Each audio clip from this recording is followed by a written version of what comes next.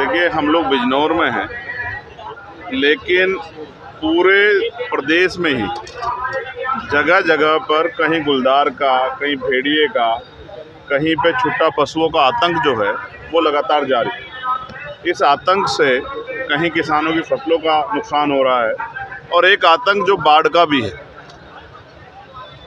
बाढ़ का भी एक भयानक आतंक, जिसमें हजारों बीघे किसानों की फसल को नुकसान हुआ और मुआवजे के नाम पे कोड़ियाँ बांटी गई। ये तमाम समस्याएं जिनसे जनजीवन अस्त व्यस्त हो रहा है।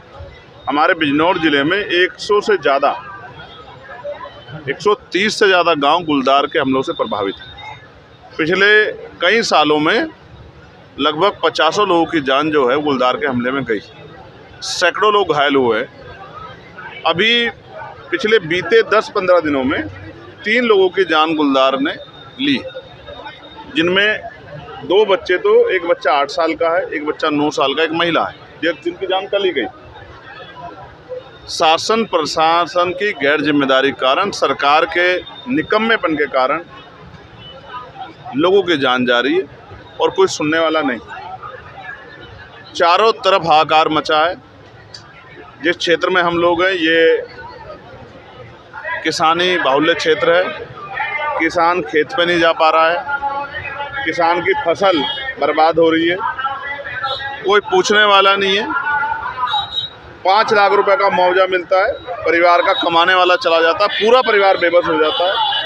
5 लाख रुपए का मुआवजा पर्याप्त नहीं है। हम चाहते हैं कि हमारा क्षेत्र गुलदार मुक्त क्षेत्र बने।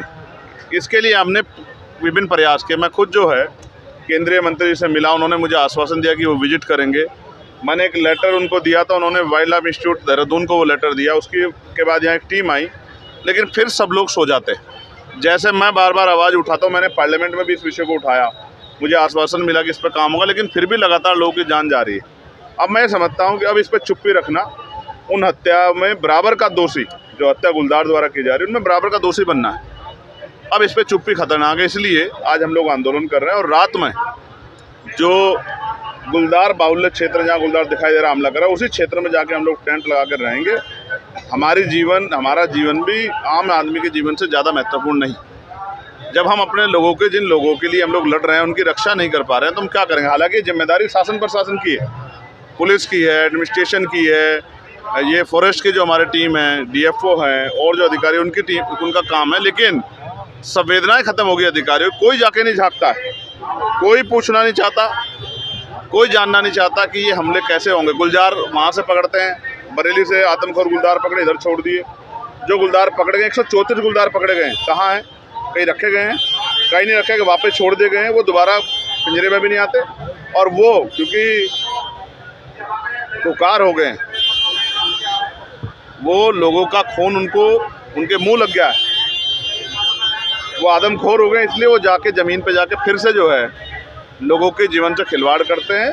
क्योंकि कोई नेता नहीं मर रहा है, कोई अधिकारी के को नुकसान नहीं हो रहा है, इसलिए गरीब किसान मजदूर पिस रहा है। इसलिए सरकार को एहसास है। जिन माओं ने 9 महीने पेट में रखे, उनसे पूछ के देखिए, जिन्होंने अपने बच्चों को अगर सुई लग जाती है तो वो चीख पड़ती हैं। जिनके बच्चों को नोच लिया गुलदार ने, उनका मुंह नहीं मिल रहा है, उनके हाथ पैर नहीं मिल रहे, उन माओं से पूछे उनके ऊपर क्या बीत रही है। उन माओं की चीख सुन के आज हम लोग यहाँ हजारों संख्या में इकट्ठा हुए कि जुल्म का खात्मा करना पड़ेगा। और मैं मानता हूँ ये गुलदार का आतंक नहीं, सरकार का आतंक। सरकार अगर जिम्मेदारी उठाती, सरकार अगर ठोस कार्रवाई करती, तो आज इतने लोगों की जान नहीं जाती। इसलिए हम लोग आंदोलन कर रहे हैं, और अगर ठोस व्यवस्था नहीं होगी तो हमारा आंदोलन जारी रहेगा। मेरे साथ भाई सोना, जहाँ जंगल में जाके मैं सोऊंगा, भाई चलना मेरे साथ। इस बार आपने जो वोट दी है वो ऐसे व्यक्ति को नहीं जो आपकी वोट लेकर एसी में पड़ के सोएगा।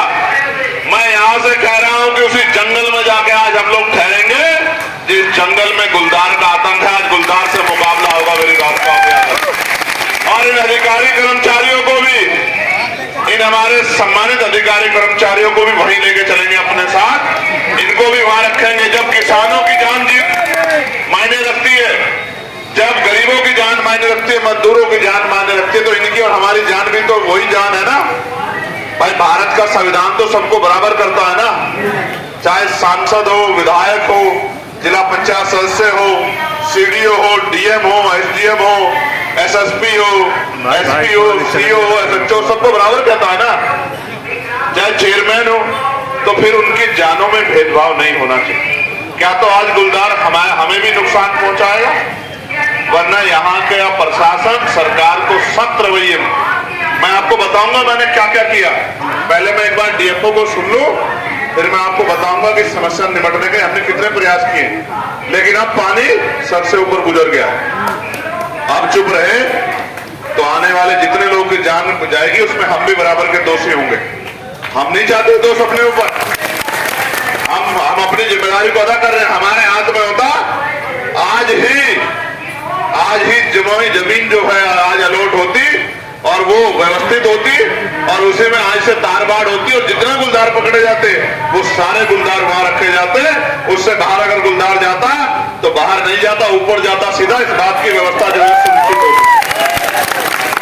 बस जानवर की जान इंसान से महंगी नहीं हो सकती है और गरीब की जिंदगी 5 लाख रुपए की मोहताज नहीं हो सकती है। पूछ के देखो जिन्होंने 9-9 महीने पेट में रखे हैं, पूछ के देखो जिन्होंने 9-9 महीने पेट में रखे पाले, उन माओ से पूछ के देखो। दफ्तर में बैठ के कुर्सियां तोड़ते हो और गरीब की जान का मजाक उड़ाते 5 लाख रुपए में। और आपकी निकम्मी सरकार 5 लाख रुपए देके गरीब को 5 लाख रुपए का चेक पकड़ा कर मजाक उड़ाती है। ये गुंडागर्दी और ये निरंकुशता यहाँ नहीं चलेगी।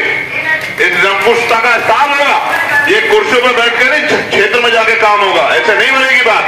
तो अभी डीएफओ को बुलाओ, कहाँ है, हम सुनेंगे। कहाँ डीएफओ? हाँ उनको बुलाओ, हम तो सुनेंगे।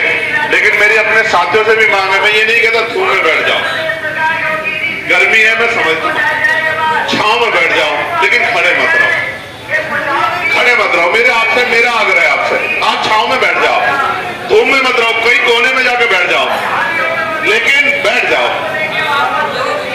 ये एहसास करके देखो, मैं इंसान हूं, एहसास करके देखो अगर मेरे परिवार का बच्चा गया होता, मेरा भाई, मेरा भतीजा, मेरी भाभी, मेरी बहन, मेरी पत्नी, मेरा बेटा गया होता तो दर्द किसको कहते हैं, एक बार एहसास करके देखो। जिसका जाता है उसी को एहसास होता है नहीं होता है? तो सोचो किस तरह के दर्द से लोग उभरे। धूम में मत बैठो, धूम में मत बैठो। मेरा बस चले तो मैं अपने शरीर की छाया से आपको ढक लूं। धूम में मत बैठो, छांव में बैठ जाओ, लेकिन खड़े मत रहो, खड़े मत रहो, बैठ जाओ। और आंदोलन आज नहीं खत्म हो रहा है, आंदोलन चलेगा, तब तक चलेगा जब तक कोई ठोस इंतजाम नहीं होता। आंदोलन चलेगा और जनता दरबार लगेगा। अगर यहां से गुलदार का आंदोलन भी चलेगा और जहां रुकेंगे वहां जनता दरबार भी लगेगा, काम लोगों के होंगे, सुनिश्चित रहेगा। ऐसा नहीं कि आंदोलन चलेगा तो जनता की सुनवाई नहीं होगी, जनता की सुनवाई होगी।